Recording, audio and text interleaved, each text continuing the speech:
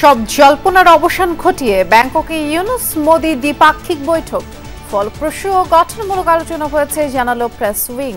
স্বার্থ সংশ্লিষ্ট যতগুলো ইস্যু ছিল সবগুলো নিয়ে কথা হয়েছে। শেখ হাসিনা যে ওইখানে বসে অনেক ধরনের ইনসেন্ডিয়ারি কমেন্ট করছেন সেগুলো বিষয়ে কথা হচ্ছে।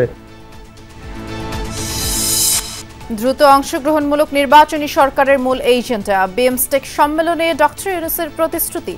প্রথম ধাপে 1,80,000 রোহিঙ্গা প্রত্যাবাসনে সম্মত মিয়ানমার। দীর্ঘ 8 মাসেও শেখ হাসিনার ব্যাপারে বাংলাদেশকে তথ্য দেয়নি ভারত। কূটনৈতিক চিঠি, পররাষ্ট্র সচিবের সফরেও ঘটেনি পরিস্থিতির উন্নয়ন। আমরা শুনেছি পাসপোর্ট ছাড়া এসছেন, পাসপোর্ট নিয়ে এসছেন, মানে এইসব পাসপোর্ট রিভোক হয়েছে, এই টাইপের নানা আলোচনা হয়েছে চারিদিকে। গভর্নমেন্ট থেকে কিছু আমরা শুনতে পারিনি। শেখ হাসিনাকে ফেরত দেওয়ার ব্যাপারে তাদের হাতে রিলাক্টেন্স আছে, কিন্তু তার কি স্ট্যাটাসে এখানে রাখা হচ্ছে সেই নিয়ে তারাও এক ধরনের কোশ্চেন করে বিব্রত পড়ে। যুক্তরাষ্ট্রের বাড়তি শুল্ক আরোপে সবচেয়ে বেশি ক্ষতিগ্রস্ত হবে তৈরি পোশাক খাত, বলছেন ব্যবসায়ী অর্থনীতিবিদরা। 185 দেশে ট্যারিফ বসানো ঘিরে চলছে তোলপাড়।